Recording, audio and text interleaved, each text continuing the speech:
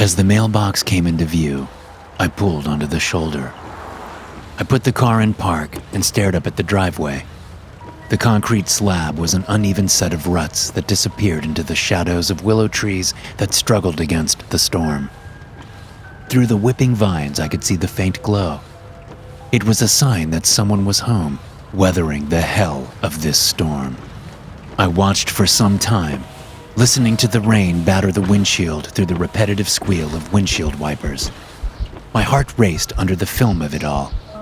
The wind tore through the trees, lightning flashed through the sky, and the house at the end of the driveway lurked in the darkness. On the passenger seat was the package, along with the manila envelope. I picked up the envelope full of photos and ran my fingers over it. I flipped through the photos 100 times over the past 2 weeks, and I still found myself opening the envelope to look at them again. The toothy smile, the soft face, the innocent eyes. Just seeing the photographs made me anxious. I set the envelope down and ran a hand over the box.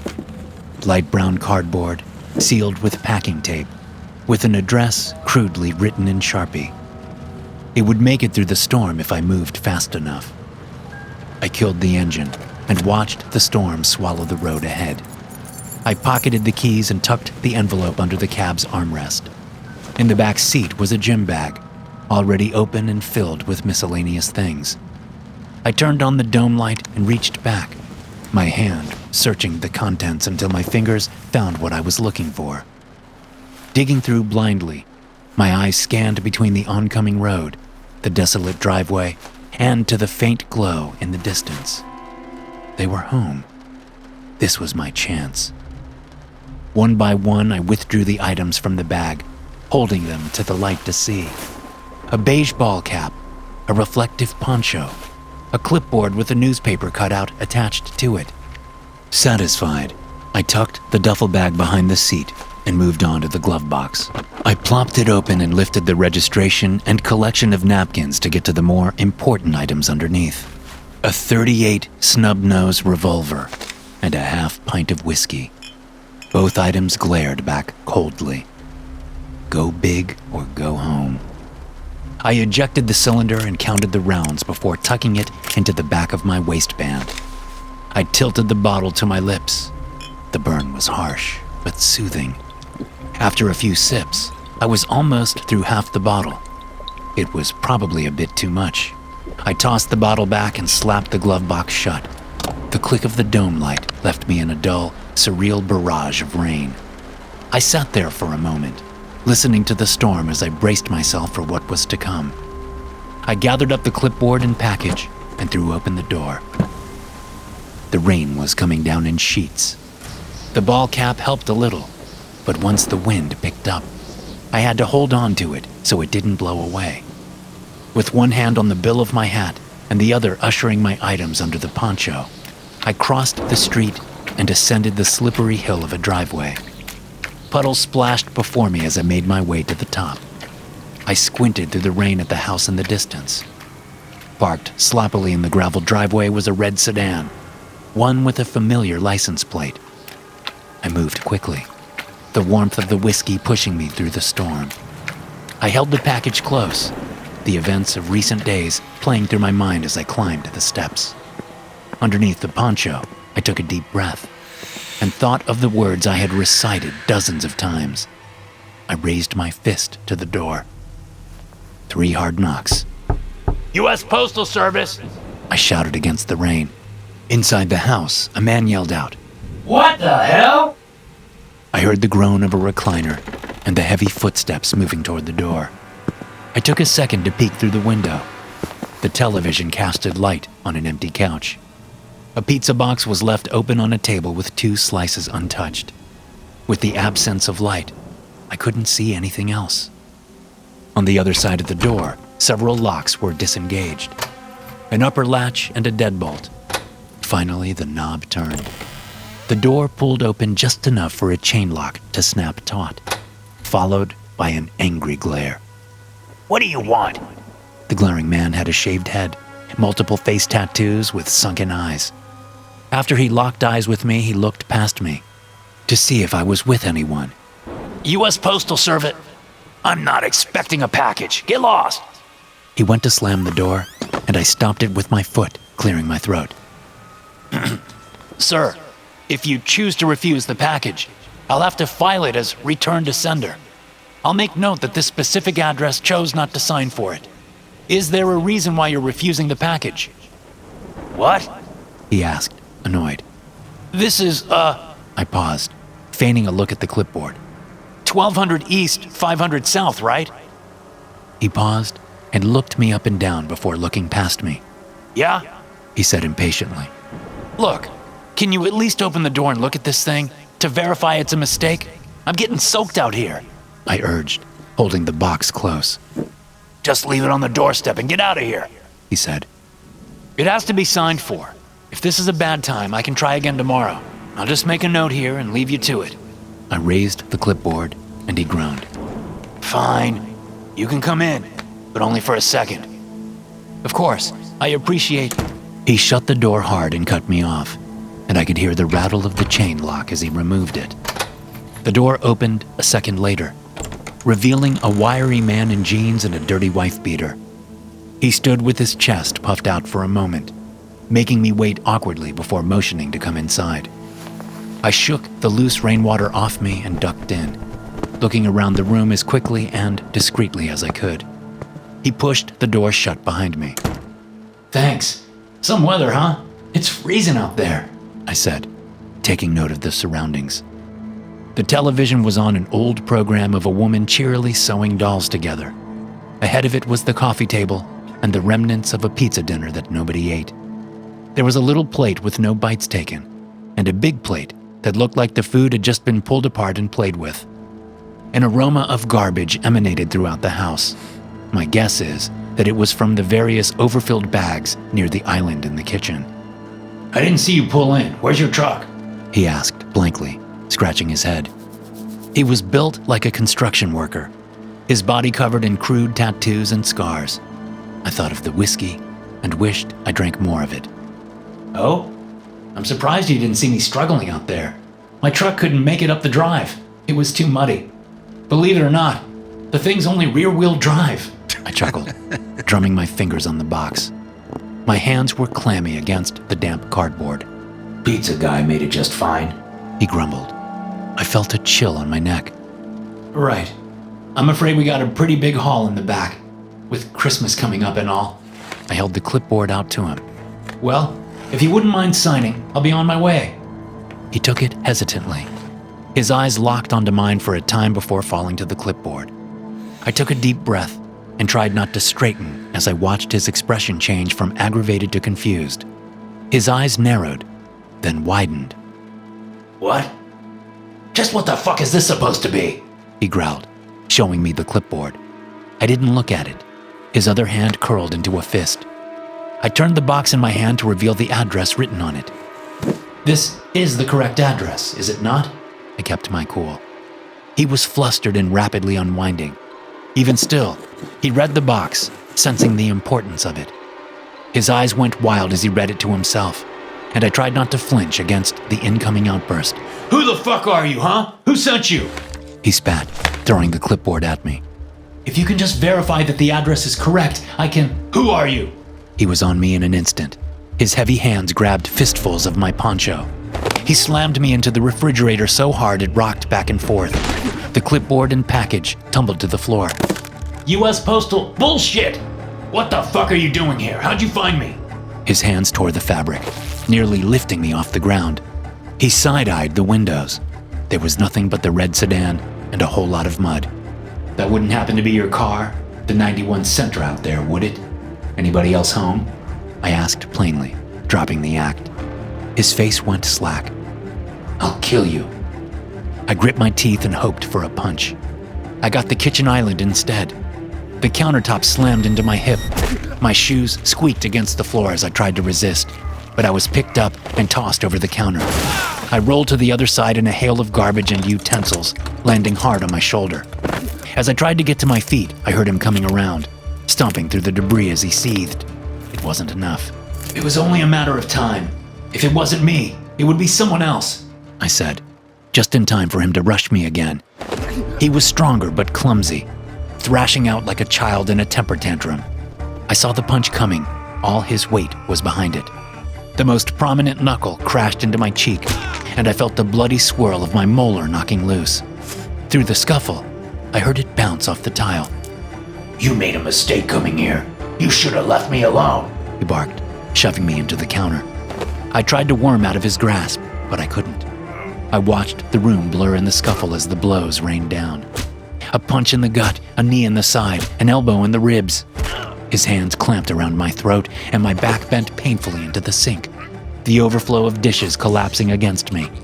Forks and spoons skittered away, and a glass shattered against the tile. His eyes were wild, his teeth bared. I forced my chin down to try and halt the asphyxiation, and he responded with a punch to the eye. Feeling my brow swell and welt under the impact of his knuckles, I felt an immediate clarity through the haze of violence. As he reared back for another punch, I grabbed him by the shoulders and drove my knee between his legs. "God damn you!" He groaned as he hunched over, his grip weakening. As I tried to shove him off and move away, he grabbed a fistful of hair and yanked me away from the sink, throwing me towards the living room. A stool bounced off my shin, and I met the carpet face first next to the recliner. Behind me, the man groaned. I heard the angry toss of the kitchen counter's contents, followed by the metallic sound of a knife being pulled from a knife block. "I'll gut you before you can take her away," he shouted, his feet kicking through debris. I heard him kick one of the trash bags in frustration, the contents spilling out by my feet. Underneath the poncho, my hand gripped the revolver. I rolled over, aiming the gun with both hands, and fired. 2 shots, center mass. My ears rang as the bullets punched into him, and 2 dark spots overtook the stains in his wife beater. The man stumbled back in surprise, falling into a heap against the island. The knife held close as he pawed at the wounds. He rambled incoherently, a string of starting sentences that faded quickly. The gun shook in my hands, and my trigger finger itched to give him one more. With a final hateful look, the man expired, his face freezing into a permanent mask of disdain. Even after his head drooped and his arms went limp, I kept the gun on him. My chest heaved and my heart raced. I stood there for a time in the glow of the television, watching the body as my ears rang. The sweat on my forehead chilled, and I felt the steady trickle of rainwater down my back. I nudged him with my foot. Nothing. I looked down the hall, to the darkness of the rest of the house. Nobody came running. No frantic spouse, no panicked children, no riled dog. Nothing.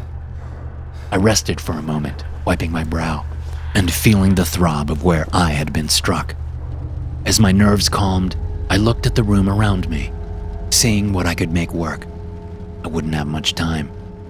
I dug into my pocket and pulled a pair of latex gloves, feeling anxious as the prophylactic drug across my skin. I went into the kitchen and navigated the debris from the scuffle. Paper plates, silverware, and broken glass had been strewn everywhere. I positioned each step gingerly, trying to keep my footing on the trash as I located what I had lost. I found the ball cap on the floor near the stove. I picked it up and shook the glass from it before moving on. The clipboard and the package were on the floor where he had first charged me. I grabbed them both and set them on the island. Attached to the clipboard was a newspaper article, still legible despite the damage the rain had done to it. I removed it and folded it up before pocketing it. Next, I moved onto the package. The box was soaked, the packing tape already starting to peel against the wet container. It opened easily. I took the item from within and placed it next to the clipboard before crumpling the box as much as I could. With the clipboard and crumpled box in hand, I stepped over the dead man and moved to one of the full trash bags near the island, to one that hadn't been knocked over. The bag had been barely tied and came undone easily enough. It opened with a mess of flies. I dug through the trash, gently pushing what I could to one side to create an alcove in the contents. Once I was satisfied, I took off the poncho.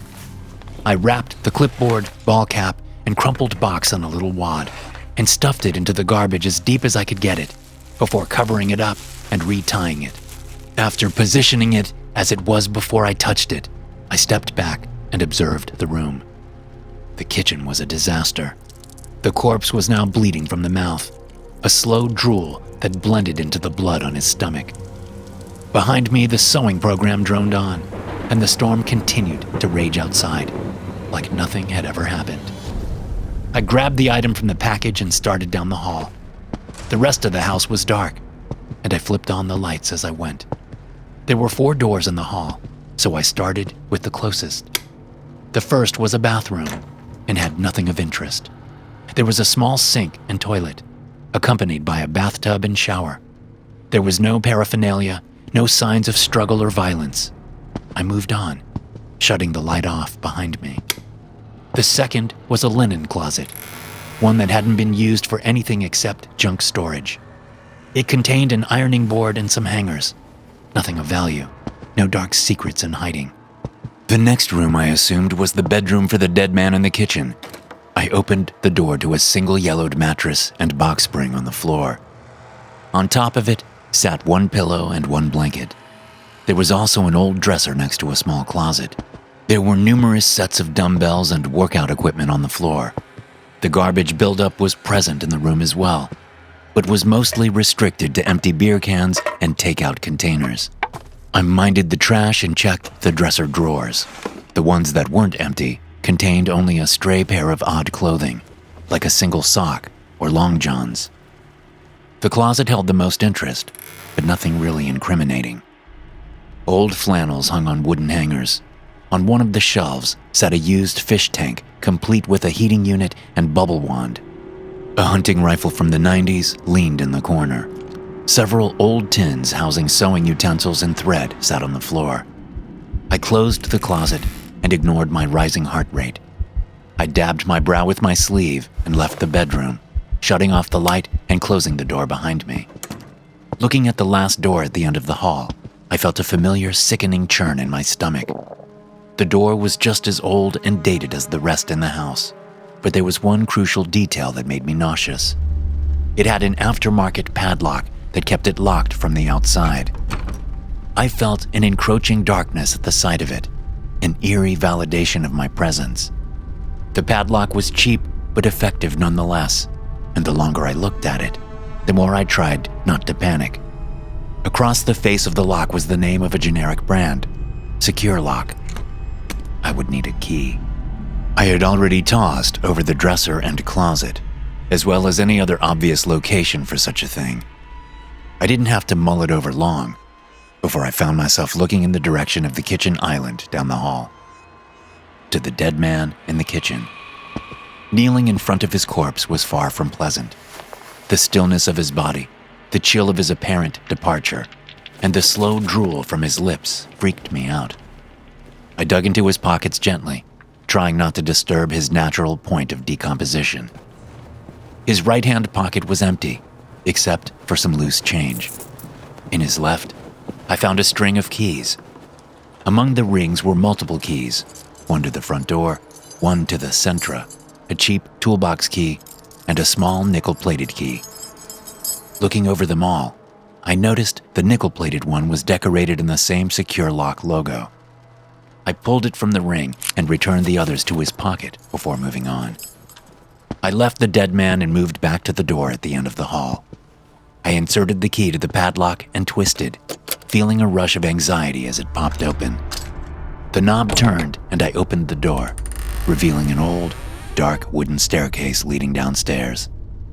A stench of heavy, decrepit rot hit me in the face like a semi-truck. I descended the stairs slowly, drawing the pistol in my offhand while the other clutched the item from the package. Each step was agonizing and deliberate, like I was walking into hell. The steps creaked and the darkness swallowed me as I went in, but through the void, I could see a sign of light. In the middle of the floor was a television, playing the same program from the living room. There was a cheery woman sewing the seams of dolls. The glow of the TV illuminated the floor in front of it. Laying on the floor of the basement was a little girl. Her wrists were bound with zip ties, her dress dirty and stained. The air was thick with the stench of death. When I reached the landing, she stirred. A weak whimper escaped her lips, and she barely had the strength to lift her head. Even in the desolate dark, I could recognize her. I took off the latex gloves and dug out my phone and dialed 3 numbers with a shaking thumb. I listened to the dial tone in the dark, my eyes slowly adjusting to the rest of the basement, to the dolls lining the walls. When the operator picked up, the sound of my voice filled the room. This is Private Investigator Don Spencer. I'm at 1200 East, 500 North, just outside Dyer Falls. I need an ambulance immediately. There's been shots fired and there's a child that needs immediate medical assistance. My car is on the shoulder near the driveway. We'll be on the porch waiting for you. Once the operator assured me help was on the way, I hung up. Hello? Is someone there? The girl asked weakly, squinting through the dark.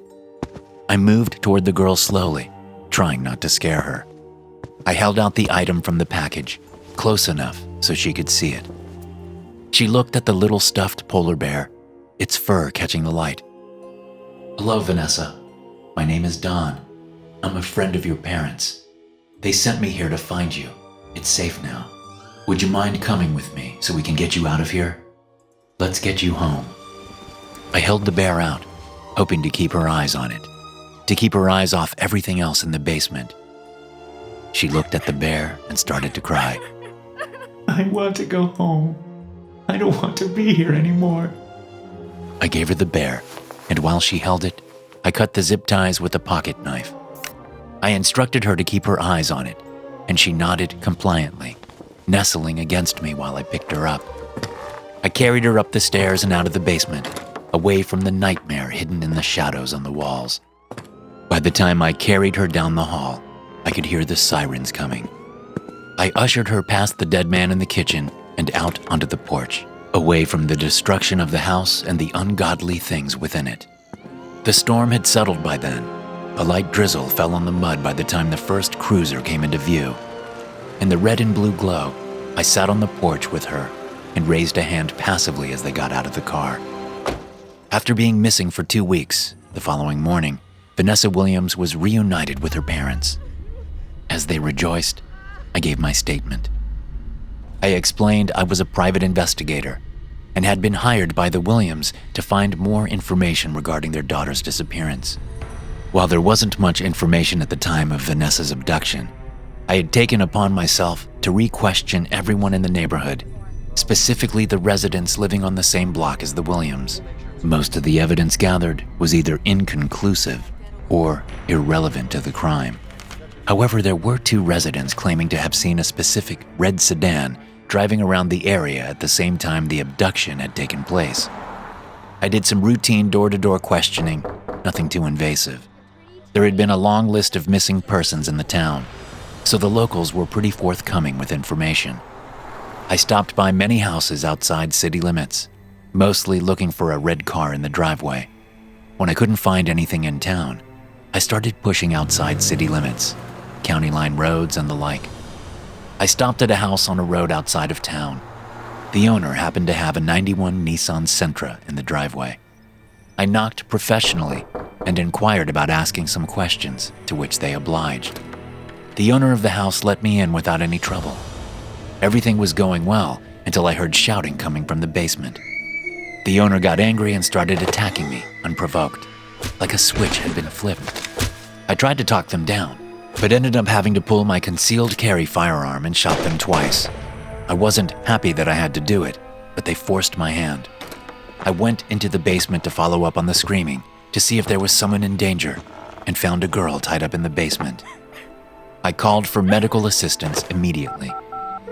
They never found my newspaper clipping with the headline of Vanessa's disappearance, or the cardboard box with Vanessa's address I had written on myself, or the disguise I used, my means to get in. It all got thrown out with the rest of the house trash, never to be found again. Following my report, Dyer Falls PD scoured the entire house. What first looked to be a simple child abduction case turned into an investigation of a house of horrors. The dollhouse, they would come to name it. It's unfortunate to say that Vanessa Williams was not just the victim of a spontaneous abduction, but a notch on a long list of disturbing acts tucked within the outskirts of Dyer Falls. While on the surface the house looked like any other residence, but the basement of the property would tell a different story. The basement in which Vanessa was kept also served as a burial ground for more than 20 other young girls, all ranging from ages 6 to 12. Jacob Ham, the now deceased owner of the property, has been tied to the killings of multiple young girls. Each seemed to have been kept and starved for long periods of time before being ultimately killed by strangulation. The bodies were then covered, or sewn, as the media has taken to calling it, by stitching cloth faces and dresses over the corpses post-mortem. A recent dig into Ham's files has shown that he has been admitted for psychiatric evaluation several times in the past. 4 times since his mother's passing in adolescent years, and 2 times after his deployment to Afghanistan through the military, since getting dishonorably discharged. It is unclear exactly as to what drove Ham to conduct such atrocities, but it is sure that the events will hang as a stain above Dyer Falls' history as a town and shake the people for years to come. Jacob was the last living member of the Ham family since the passing of his mother, Amelia Ham, a woman once known for her love of dolls and the timeless ideals they represent. Thanks for listening. If you enjoy these stories, be sure to subscribe to the podcast and check out some more of my episodes here.